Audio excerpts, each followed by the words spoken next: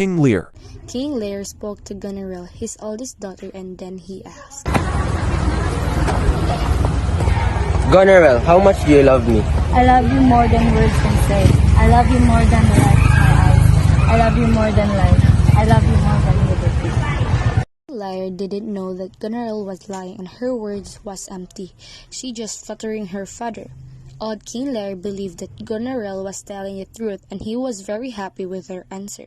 He decided to give Goneril and her husband 1/3 of the kingdom. Lear turned to the second daughter named Regan, and then he asked, Regan, how much do you love me? I love you more than Goneril does. Your love is my only pleasure in life. Nothing else is important to me.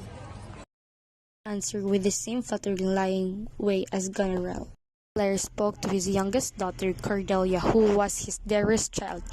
He had always loved her the most. He thought that Cordelia would say that she loved him even more than Goneril and Regan. But Cordelia was disgusted with the flattery and lies of her sisters.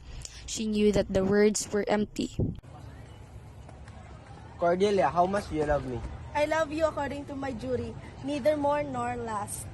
The king was shocked and upset. He thought that Cordelia was being ungrateful and rude. He warned her to think about what she is saying. Be careful. He will destroy your fortune if you answer me so ungratefully. Father, you have given me life and love. I love you, obey you, and honor you greatly. But I cannot speak like my sisters. I cannot make such big speeches. I must speak the truth. In reality, Cordelia loved her father very much, more than Goneril or Regan. But after hearing her greedy sister's lies and flattery, she thought that the most honorable thing to do was to love and be silent. She did not want to speak words of love in order to get power and wealth. He decided to punish her instead of giving her 1/3 of the kingdom. He gave her nothing. The old king divided his kingdom between Goneril and Regan and their husbands, the Dukes of Albany and Cornwall. He announced that they would rule over the kingdom. King Lear's friends were extremely shocked and sad. They felt that Lear had made a very foolish decision by allowing his daughters to rule the kingdom. They also felt that King Lear had acted cruelly and unwisely by disinheriting Cordelia, but they were too scared to do anything or tell King their thoughts. The only person who dared to speak King Lear was Earl of Kent. The Earl of Kent loved the king deeply and was very loyal to him, and he had always served the king faithfully. Cordelia truly loves you. Cordelia is a good and respectful daughter. She was too honest to say flattering words, but her love is sweet and real. You have 5 days to leave my kingdom. On that 6th day, you have still in Britain, I will kill you. Come to France and be my queen. I will gladly marry you. Agreed to marry the King of France, but she was still sad to leave her father. She was very worried that Goneril and Regan would treat old King Lear badly.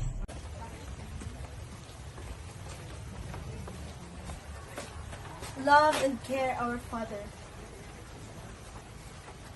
She told her sisters, but Goneril and Regan were scornful and did not pay attention.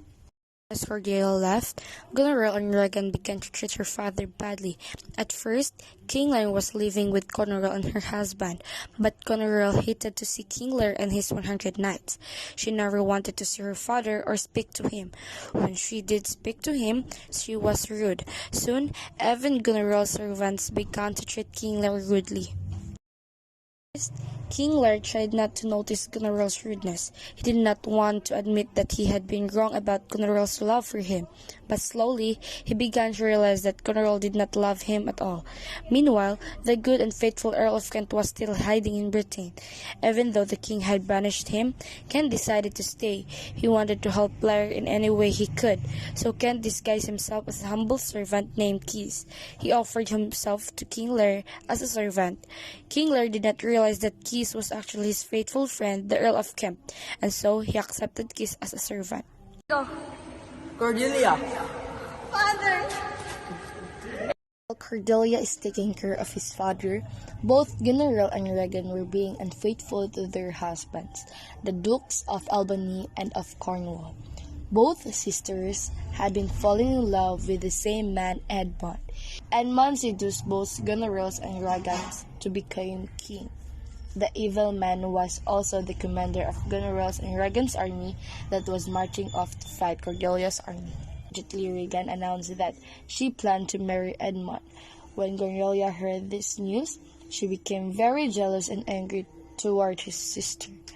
Goneril decided to take revenge on Regan. She secretly put a poison into his sister's food. Hey sis, are you thirsty?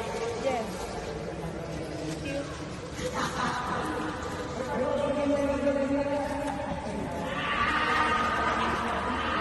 Killing her. Her evil deed was discovered by her husband, the Duke of Albany. The Duke was a good man. As a punishment for murdering his sister, the Duke put Goneril into prison.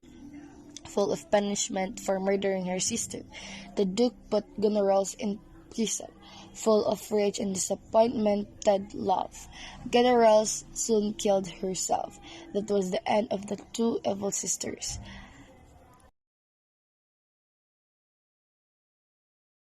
Tragically, the good and kind Cordelia did not meet a happier than her cruel sister. Cordelia's army was fighting the army of Edmund. Edmund's army won the battle, and Edmund put Cordelia and her father king. The king died and the crown was transferred to Edgar.